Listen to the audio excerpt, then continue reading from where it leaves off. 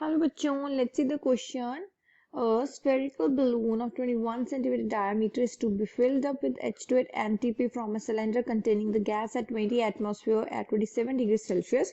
The cylinder can hold 2.82 liter of water at NTP. Calculate the number of balloons that can be filled up. So first of all, इस question में जो हमारा की concept रहेगा हम सबसे पहले उसे डिस्कस करेंगे. So here the key concept is all about ideal gas equation. So यहाँ पर हमारी आइडियल गैस इक्वेशन यूज होगी एंड हमारी आइडियल गैस इक्वेशन क्या होती है वो हम सबसे पहले नोट डाउन कर लेते हैं. That is P V is equals to N R T. P हमारा प्रेशर है, V volume and number of moles, R gas constant and T temperature. यहाँ पर बात की गई है एक स्फेरिकल बलून की, मतलब कि एक स्फेयर की. स्फेयर की जो वॉल्यूम होती है उसका क्या फॉर्मूला होता है हम यहाँ पर लिख लेते हैं. Volume of sphere is equals to 4/3 pi R cube. Given है, सबसे पहले नोट डाउन करेंगे. हमें डायमीटर क्वेश्चन में गिवन है दैट इज 21 सेंटीमीटर. तो उससे हम इजिली रेडियस कैलकुलेट कर सकते हैं. सो रेडियस होता है डायमीटर अपॉन 2. सो यहाँ पर आ जाएगा 21/2 सेंटीमीटर. क्लियर. पाई की वैल्यू होती है 22/7. सो इन सब वैल्यूज को हम फॉर्मूला पुट करेंगे. 4/3 इंटू 22/7 इंटू 21/2 का whole cube. Right. So after all calculation यहाँ पर आ जाएगा आंसर 4851 सेंटीमीटर क्यूब. क्लियर. अब इस सेंटीमीटर क्यूब को हम लीटर्स में कन्वर्ट करेंगे. इस लीटर कन्वर्ट करने के लिए इसे हमें डिवाइड करना पड़ेगा by 1000. So the answer here is 4.851 litres. Clear. अब हम यहाँ पर लेट कर लेते हैं n number of balloons fill हो रहे हैं. तो यहाँ मैं लिख लेती हूँ let n number of balloons be filled.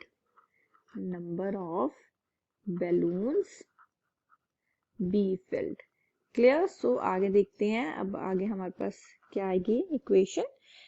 इसका मतलब क्या है, कितना लीटर्स अभी हमने कैलकुलेट किए थे दैट इज 4.851 इंटू एन हो जाएगा हमारे पास. अब यहाँ पर हम यहाँ पर क्या देखेंगे, अब हम यहाँ पर सब कुछ कैलकुलेट करेंगे. Volume of cylinder at NTP. ठीक है. मतलब कि अब सारी जो हमारी सिचुएशन चलेगी वो चलेगी एट एनटीपी.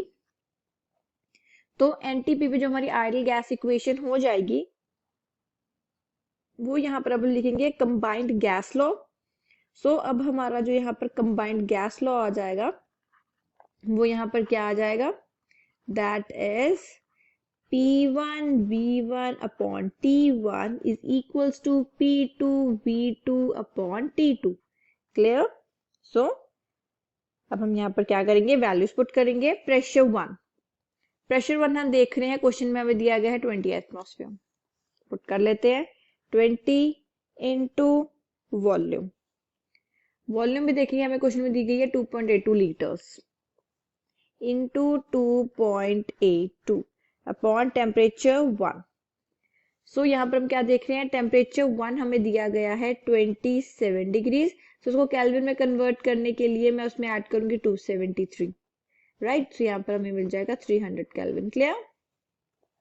लिख लेते हैं divided by 300 is equals to हमारा जो pressure 2 and volume 2 and temperature 2 रहेगा, ये सब कुछ रहेंगे एट एनटीपी. प्रेशर 2 रहता है हमेशा 1, V2 हमें कैलकुलेट करना है एंड T2 हमारा रहेगा 273. क्लियर. आफ्टर कैलकुलेशन V2 यहाँ पर हमारे पास आ जाएगा 51.32. अब जैसे कि हम देख रहे हैं क्वेश्चन में क्या दिया गया है, volume of empty cylinder. Volume of empty cylinder हमें कितनी दी गई है, दैट इज 2.82 लीटर्स. यहाँ पर हम एक बार पहले लिख लेते हैं, वो आ जाएगी 2.82 लीटर्स. इसका मतलब अब हम 51.32 में से 2.82 लीटर्स को हम सब्ट्रैक्ट कर लेते हैं तो हमें क्या मिल जाएगा, दैट इज 48.504 लीटर्स. अब हम यहाँ पर फाइनली कैलकुलेट कर सकते हैं number of balloons to be filled. Clear.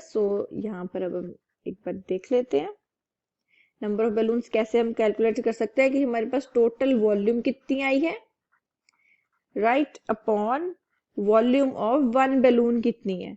तो उससे हम इजीली कैलकुलेट कर सकते हैं। इससे हम लिख लेती हूँ वॉल्यूम ऑफ वन बलून। सो सबसे पहले तो हम यहाँ पे वैल्यूज पुट करते हैं। टोटल वॉल्यूम कितनी निकाली थी हमने, that is 48.504 litres upon volume of one balloon कितनी थी, that is 4.846। So after calculation यहाँ पर हमारे पास आंसर आ जाएगा 0.00। तो इसका मतलब क्या है कि हम टोटल 10 बैलून्स हम फिल कर सकते हैं। I hope you understood the problem well. All the best.